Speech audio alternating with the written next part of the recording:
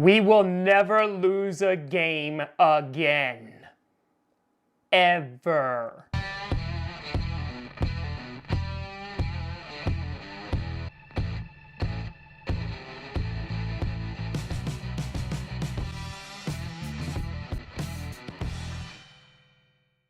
Grossi Posse Packer Nation, welcome to an episode of Packcast, the podcast where you don't have to be a Packers fan, but it sure does help. I am your host, Tom Grossi, and you know, I figured with 9 games left before a big Sunday night showdown in Kansas City, I should go through the remainder of the Packers schedule and say, hey, that's a win.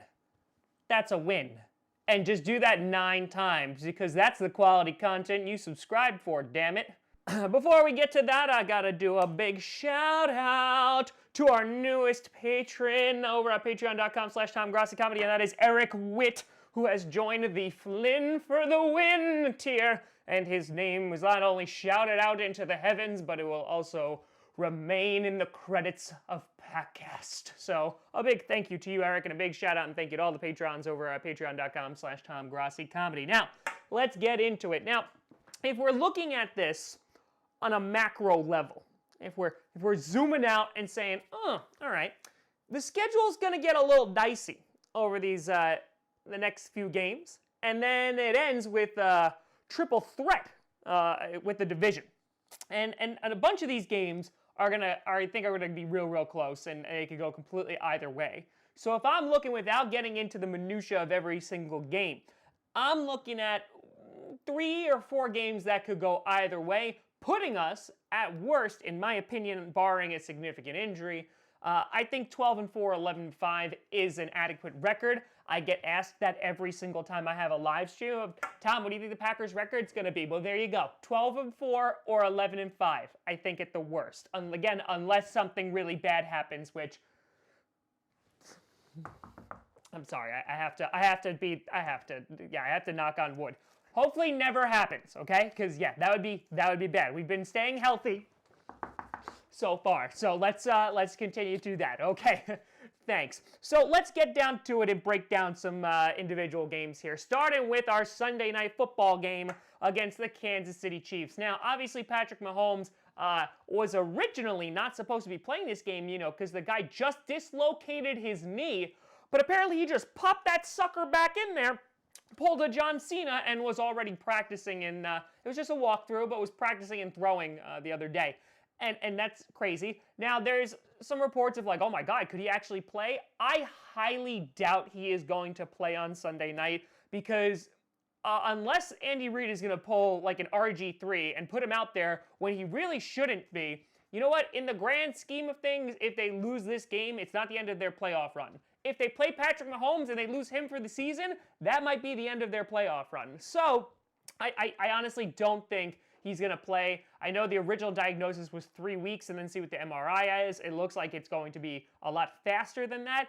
But I'm going to go under the assumption that the Packers are not going to be playing Patrick Mahomes, which to me is actually disappointing as a fan, because I really want to see Mahomes and Rodgers square up. But with that being said, the fact that you do have Matt Moore, you do have a defense who has only looked good in that Broncos game last Thursday, which really doesn't say a whole lot. I think the Packers should be able to win it. I think it's going to be a closer game than people anticipate, but we have to get after Matt Moore, and also they have a ton of weapons like Travis Kelce. You know, like how we didn't block Waller or cover Waller at all? Yeah, we need to do that to this tight end, because then he's going to kill us. So I think we should be able to get away with the win.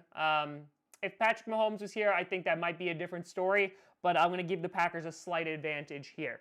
Then, moving on, another away game, and that is against the LA Chargers. The LA Chargers, who have been struggling mightily as of late and just can't seem to pick up a win.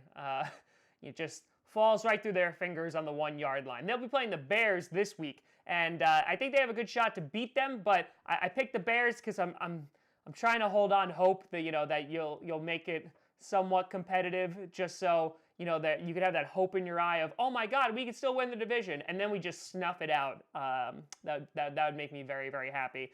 But the Chargers, I think they're going to be a better team in a couple weeks. But that being said, playing an away game in LA is basically just like playing an extended home game, but just with sun and warmth and shorts. And so I think that we should be able to take this game. The Chargers have not looked the same. Their defense definitely hasn't ever since the loss of Derwin James. They haven't been firing on all cylinders. Who knows if Melvin Gordon's going to get traded, but I think we'll be able to take this one. Then moving on to the third game, which is back at home in Lambeau, and that is against the Carolina Panthers. Now, this is going to be a very interesting and difficult game. Now, it is in Lambeau, which does help us out a lot, but with Christian McCaffrey, you might have Cam Newton back then if they let him play. I think this is going to be where we could potentially lose one. It depends on a whole lot of things. Is Cam Newton playing? Is it Kyle Allen? How is Christian McCaffrey? Everyone knows how Christian McCaffrey is going to look. He's going to be amazing. That defense is at times looking scary, but I think that this is where I'd give us a loss here. If we're going to lose in the next 3 games, I think the most likelihood of which game it's going to be is against the Panthers. I think they just have so many weapons that they can hit you with. Now, if we do shut down Christian McCaffrey, then I think it's a different story, kind of like what we did with the Cowboys. So we definitely could win this game, but I don't want to be like such a homer that I'm like, we're going to win all these games. But yeah, I think this is where we could potentially lose. Then moving on to the 4th game, and that is against the 49ers, an away game in San Francisco. Oh, 49ers fans, how you and I have had such the relationship this year in which I don't think your team is real. You keep proving to me that your team is real, but then you only beat the Redskins by 9 points, and then I laugh. And then you play the Panthers this week, and you all made fun of me for picking the Panthers, and hopefully I'll be the one laughing after Sunday. But yeah, this should be a really good game. I just don't believe in that offense at all. Now, obviously, they just picked up Emmanuel Sanders, which is going to bolster that offense a bit. But I mean, that defense is definitely for real. It's that offense that gives me a little pause when I'm looking at them of being actual contenders. But who knows? Will the Packers be able to take their first win from them? I think this is a game that could also go either way. But if you have Aaron Rodgers putting on a show like he did this past Sunday against the Raiders, then yeah, then this is going to be a walk in the park. But this one, I could see us losing, but I think we'll pick up the win here. But within these next 4 games, there's 2 of them that I could go either way on, the 49ers and the Panthers. Then moving on, going to MetLife Stadium in smelly New Jersey, going against the Giants. Yeah, we're going to win this game. Saquon Barkley will also be back, obviously. He returned last week. He'll be at least a little bit more healthy. And that's the best I could say about them. Their offensive line is complete garbage. The Smiths are going to have a day and a half. I just read a stat, too. I think it was there's only 2 individual players on defense that have had 4 sacks in one game, and both of them came against the Giants' offensive line. So they're terrible. I don't think Daniel Jones is going to have a good time with our defense at all, and I think our offense is absolutely going to tear their defense up. So yeah, I see this as being a win. Then going back home to Lambeau twice in a row, first against the Redskins.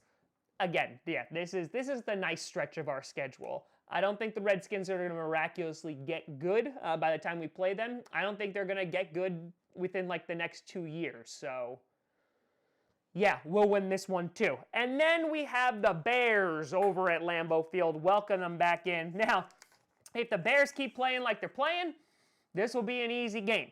If they get better, which I have a feeling they're going to, they're going to have to, obviously Trubisky's still injured. They need to get David Montgomery involved more. They have the weapons, it's just that they're not utilizing them. Akeem Hicks is a huge loss for that defense, but I still think this is going to be a really close divisional game here. But I think the Packers, playing at home, should be able to take it. Then moving on to the fracking Vikings away in a stadium where we have never won. I love that statistic, but guess who scored the first touchdown ever in your stadium? That's really all I have to hold on to. But this actually might be for the division over in Week 16. I think this is going to be a hell of a game. I think it's the night before Christmas Eve. And all through the house, I'm going to freaking be pacing like a fracking mouse. But you know what mice love the most? Cheese. I don't know where I'm going with that, but this is going to be a hell of a game. And if we're going to suffer another loss, I think it might be here. It might be, like I said, in October that the Vikings were going to have a pretty good month. But right where I'm standing, I'm willing to say that this one could go either way. I'm giving the edge to the Packers, but let's just count it a loss just for giggles. So right there, that could potentially be a loss with the Panthers, a loss with the 49ers, and a loss with the Vikings, which would be 3 losses if that went that way. And then finally you had the Lions. God. they're trading away safeties. They're putting running backs on IR. Things are not looking good for the Detroit Lions, and I don't think things are going to be better by the time Week 17 rolls around, and I think the Packers should be able to take that one. And hopefully without any help for the refs this time, so I don't have to hear any of that. But looking at this, I think it's very feasible for the Packers to go 12-4. They might do better than that. Now, obviously, some other games that might be challenging for them is this Sunday against the Chiefs. They also could face some trouble potentially with the Lions or the Bears because it's divisional games. But I think a 12-4 record is a very, oh my God, we're amazing record. But theoretically, we could win every single one of these games. With the Panthers, that's the one I have circled of being the most difficult game coming up. Panthers, 49ers, and Vikings, I think, is where we're going to get trouble. But again, 12-4, 13-3, I think we go either one's up. So that is those are my predictions for the remainder of the Packers schedule, and I'm curious of what you think. Do you think the Packers have what it takes to go 12-4? Do you think they're going to be better? Are we going 15-1 and hopefully not having it end the last time we went 15-1 in the regular season? Let me know in the comments below. You can always find me at TomGrossiComedy.com or at TomGrossiComedy on all social media. See down below. Check out Packcast on SoundCloud, iTunes, Google Play Music, Spotify, and of course the YouTube. And a big shout out and thank you to all the Patreon members over at patreon.com/TomGrossiComedy. But we'll have the Chiefs fan interview coming out later tonight, so check that out. Thank you so much for watching. I'm Tom Grossi. And as always, go Pack Go.